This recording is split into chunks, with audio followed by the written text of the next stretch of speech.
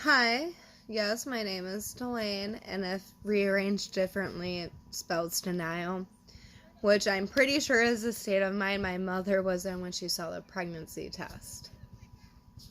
Yeah, whatever.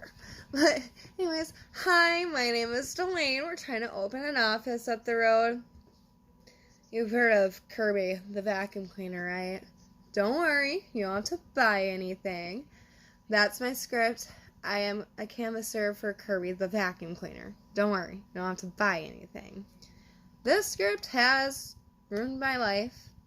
I say it multiple times a day and write it down 50 times minimally a week. But I say in a happy-go-lucky voice that is nothing like my own.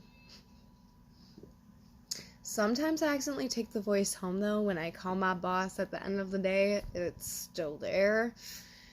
I didn't realize that until he mentioned it at a morning meeting. I was and still am humiliated. Yeah, see, the reason I don't like bringing home my customer service voice is because it can let people know how much of a doormat I can be, especially when I ask to clean anything of yours. Like even a doormat may be minuscule to you, but I get paid for it, so it means a hell of a lot to me. Alright, anyways, I think everybody knows or has worked with customer service, or at least the aspects of the job, whether it's a 9 to 5, whatever the fuck, creating a Snapchat girl. Heck, even the President of the United States. By the way, I am not here to bring up politics. We're kind of here to forget about the shit realities of our world for a moment. Maybe to laugh at others. And just take comfort in we're not going in all this alone. So, oh my gosh, I hate when you're like reading a book and you just like lose the place. And yeah, that's what's going on with me. But anyways, unlike the president, I don't do customer service over the internet and Twitter. I go door to door, totally 70s, 80s job. I know because my mom did it. And I've literally had people laugh in my face or slam the door in my face because of the job. A lot of younger people don't know about Kirby if you haven't grown up with one. I would be the same way, but I did grow up with one. I grew up with like the G6, huge lug of a vacuum cleaner, super complicated for a 6-year-old. But I always knew that they were good vacuums, and I'd end up owning one someday. See, I never pictured my wedding as a kid when I was younger, besides the aspect of my dad walking me down the aisle. May he rest in peace. Well, my priorities at age 6 have seemed to hold up because my ex-fiance left, and not only do we still have our G6, I have the Avalier too, the newest edition.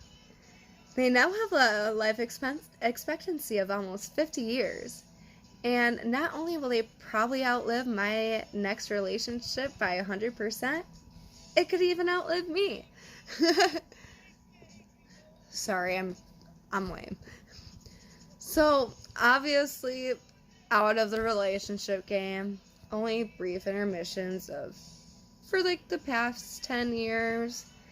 It's so weird now meeting people. I always met people at school or through mutual friends or like hanging out. Yeah, whatever the fuck. I don't think we realized what kind of a wingman school was, because you always had like opportunities to ask people out on dates. Now, like, you have to go out of your way to do it. And like find new people to do it with. So, but the biggest wingman I have now is my son. He is a 13-year-old cat. He is my bliss and joy, obviously, because I have him tattooed on me. He is the reason I get out of my bed every day. And he's so cute.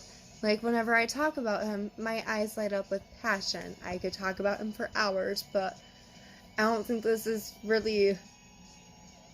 No one really wants to hear about it. It's like hearing a mom talk about her kids for hours. Unless they're really great friends with the person, that's the only time you want to hear about it. We're just getting to know each other. Anyways, he's the light of my life. Sunshine to my life. Rays to my sunshine. Whatever the fuck.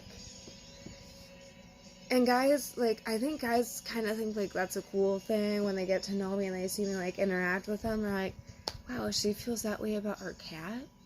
Imagine how she could feel about me.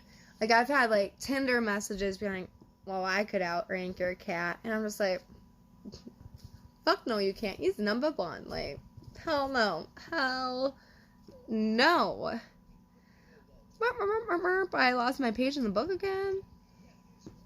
Oh, yeah, and sometimes I work with offices out of state, like, you know, it's Kirby's International, whatever the heck, and I work with offices that aren't part of our branch, technically, and this dude was canvassing with me one day, and I was talking about Sherlock, and I guess he thought he was a person. I said he was 13, I was just, like, confused, and then he found out he was a cat, and I just, like, I had to stop the face he was making. It was hysterical, and he was just like, that makes a lot more sense.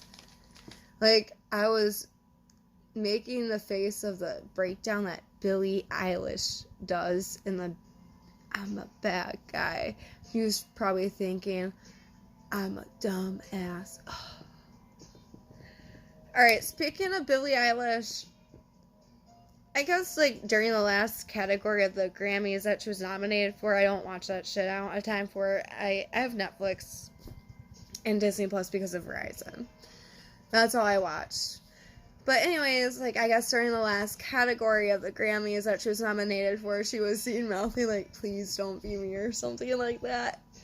Imagine being that modest at, like, age 18 and, like, let's face it, I don't care if you, like, hate on her or not, like, she obviously has some talent, like, it's just, her modesty is unreal. It's funny, because, like, she's acting like she's a joke nomination for, like, senior queen of Spring Fling or something like that, and nominated as a joke, like, please don't be me. And I don't know. Imagine having that modesty. Like, damn. I don't see a lot of modesty nowadays. YouTubers and Instagram models are some of the most modest and down-to-earth people you can know. See, you know this because of how much they tell you it all the time. See, my favorite thing about influencers is that they expect the special treatment at restaurants, hotels, whatever the fuck. And when declined, freak out like the mother of all Karens.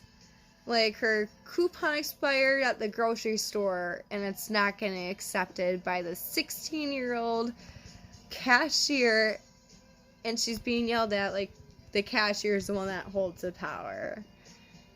Like, who? Management will not care about your influencing skills or whatever the fuck you claim to have. You have to at least be 25% of the Kardashian with your following.